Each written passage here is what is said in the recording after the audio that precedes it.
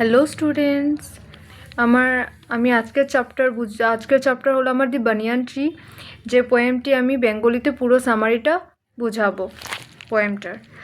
তো এই পোয়েমটি একটি ছোট শিশু এবং একটি পুরানো বটগাছের সম্পর্ক নিয়ে। ঠিক আছে, শিশুটি তার জানলা দিয়ে বটগাছটিকে জিজ্ঞেস করে, তোর কি সেই ছোট বাচ্চাটির কথা মনে আছে? তারপর সেখানকার শান্ত গ্রামের পরিবেশ শিশুটিকে মুগ্ধ করে। সে দেখে কিভাবে গ্রামের মহিলারা পুকুরে জল ভরতে আসে, গাছের ছায়া জলের ঢেউয়ে ভেসে বেরোয় এবং সূর্যের আলো জলের উপর সোনার মতো চকচক করে। এই সুন্দর প্রকৃতি দেখে বাচ্চাটির মন এক অদ্ভুত শান্তিতে ভরে ওঠে এবং সে প্রকৃতির সাথে মিশে যেতে চায়। সে মনে মনে ইচ্ছে প্রকাশ করে যে সে যদি হতে পারত বাতাসের মতো, যে গাছের পাতার মধ্যে দিয়ে মুক্তভাবে বয়ে যাবে। গাছের ছায়া, যদি সে গাছের ছায়া হতে পারত, যে সারাদিন ধরে পুকুরের জলের উপর ছড়িয়ে থাকবে। যদি হতে পারত একটি পাখি, যে গাছের সবচেয়ে উঁচু ডালে গিয়ে বসবে।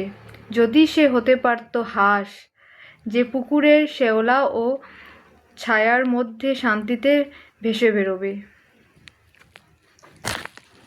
বানিয়ান ট্রি চ্যাপ্টার থেকে আমরা কি বুঝলাম? প্রথমে আমরা জানলাম যে ওর পুরনো স্মৃতি কথা মনে পড়ছে ওই বটগাছটিকে নিয়ে। ও বলছে বটগাছটিকে যে তোর আমার কথা মনে আছে। তারপর সে গ্রামের যেগুলো প্রাকৃতিক পরিবেশ এগুলোকে অনুভব করছিল, কিভাবে মহিলারা গিয়ে পুকুর থেকে জল আনছে, ঠিক আছে, ওইটা অনুভব করছিল, কিভাবে যাচ্ছে, তারপর কিভাবে গাছের ছায়া জলের উপর ভেসে উঠছিল, তারপরে কিভাবে সূর্যের আলো জলের মধ্যে সোনার মতো চকচক করছিল, তারপরে প্রাকৃতিক জিনিসগুলো দেখে ও খুশি হচ্ছিল, তারপরে ওরও ইচ্ছে করছিল যাতে ও প্রকৃতির একটা অংশ হতে পারে, ও বাতাস হতে পারে, ও পাখি হতে পারে, ও হাঁস হতে পারে, যাতে ও এরকম খুলে বাঁচতে পারে। ঠিক আছে, তো ও এগুলা ভাবছিল। ঠিক আছে, তো এই পুরোটা নিয়ে এই চ্যাপ্টার।